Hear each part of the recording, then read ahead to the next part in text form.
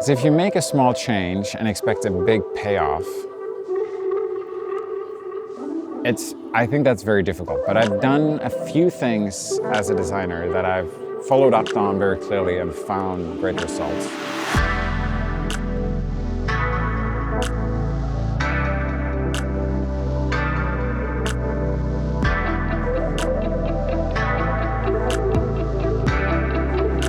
Balancing quick wins with long-term impacts is a challenge we all have across the industry. There's nothing kind of particularly unique with that. One of the things I found in the AI and agentic world is that it's much harder now to build a longer-term roadmap for a product than it used to be, particularly with the technology changing so rapidly, the features that are coming online, or even the shifts in sentiment in the broader kind of population. I find it's more helpful to look at the next kind of 3, 6, 12 months.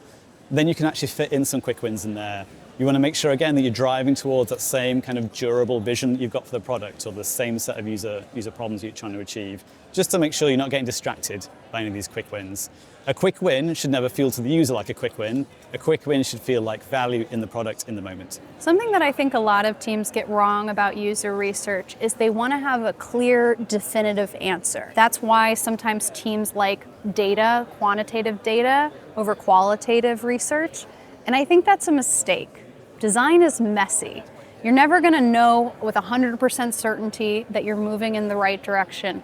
And that's why we have to be continuously checking in with the people that we're designing for, continuously getting user feedback, whether that's through our feedback collection mechanisms or our research projects, so that we can understand, are we moving in the right direction? And if we find out that we're not, we can course correct and make sure that we're getting the results that we want to achieve.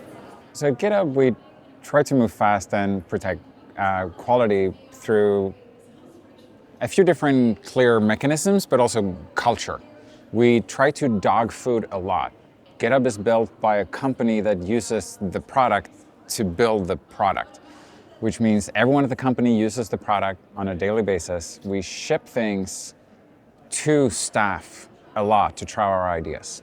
And that's a way for us to minimize friction and get early insight constantly in the process. Then we of course do that with customers too, or like super fans.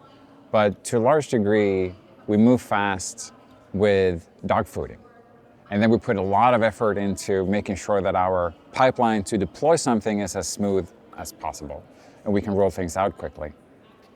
But culture-wise, we care about the product, and we build a product with a product. I do a couple of different things to keep iteration quick at Microsoft. I know that's a very important thing across the industry in general. One of the things I tell my teams is to operate as if we're a well-funded startup. We don't have to worry about paying ourselves, but we do have to worry about getting work, about getting it out, about being quick, about being iterative. It might be a bit of a misconception about Microsoft, being a slow-moving company. It's actually quite the opposite. I like my teams to fail fast, to bring ideas, and just to keep things moving in line with our squads. So if you make a small change and expect a big payoff, I think that's very difficult. But I've done a few things as a designer that I've followed up on very clearly and found great results. One of them was not me maybe as a person, but rather Spotify as a company. And so Spotify is incredibly good at measuring and quantifying the decisions they are doing. And even if that can slow down some type of iteration mechanism, you learn incredibly well. You get good feedback. And one thing that the company did was they had a tab bar on the iOS and Android apps. And it had 3 icons. If you go back to the very, very first iteration, it had 3 icons. Slowly that grew and it became more tabs. And then at some point, everything was moved into hamburger menu with a lot of things you could pick and choose from. And then at one point, they started running tests. Can we reduce the number of items and see if that actually affects retention or usage? And it did. And they found a clear pattern where essentially the more they removed, the more usage they saw. So today, if you look at the app, they went full circle. It's back to almost the original design that the app launched with. And that insight, I think, was driven through like a tremendous will to go through a lot of friction to simplify without introducing regressions and create clarity amongst the users. But it looks funny because it's literally almost the first iteration, going back to it. But it made a huge impact.